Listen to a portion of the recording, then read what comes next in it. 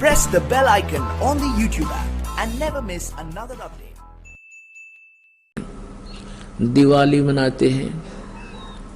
अब इसमें के फंड शुरू कर दिया, बम भटकावेंगे, कितना प्रदूषण हो जाता है। किसी की आंख में डाला, आंख फूट गई, किसी के कपड़े जल गए, किसी के खेतों में पूड़ियाँ जल गई, किसी का घर में आग लग गई और प्रदूषण निरा।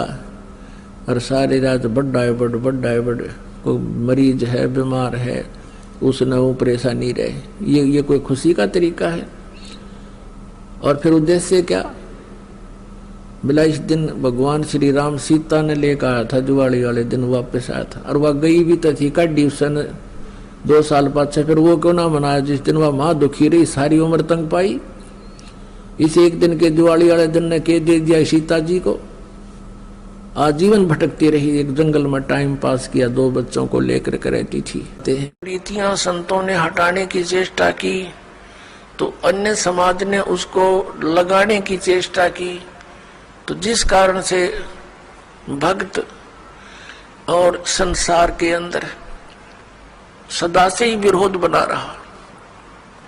क्योंकि संसार की जो रीतियां रिवाज हैं वो काल प्रेरित है, वो यही रहने की है, और संतों की मर्यादा इस काल की मर्यादाओं से हटकर है, वो भक्ति बाधक है।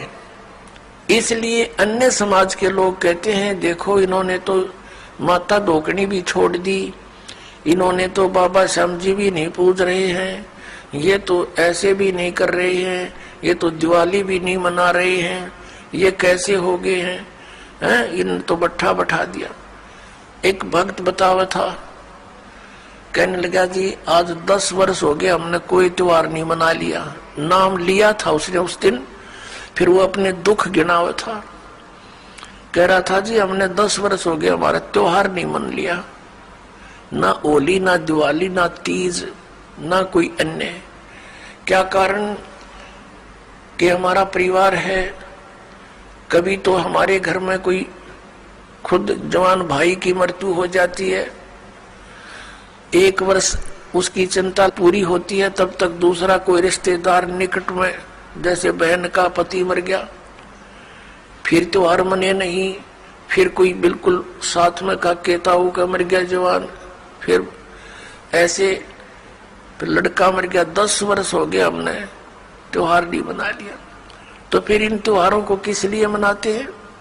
या तो फिर भी मनाओ अगर इतने कंपलसरी है तो। ये कहने का भाव ये है, यहाँ कुछ मनाने की जरूरत ना है, या तो भगवान के गुण गान की आवश्यकता है, और उस समय को याद रखे, ये जाने का समय याद रखे।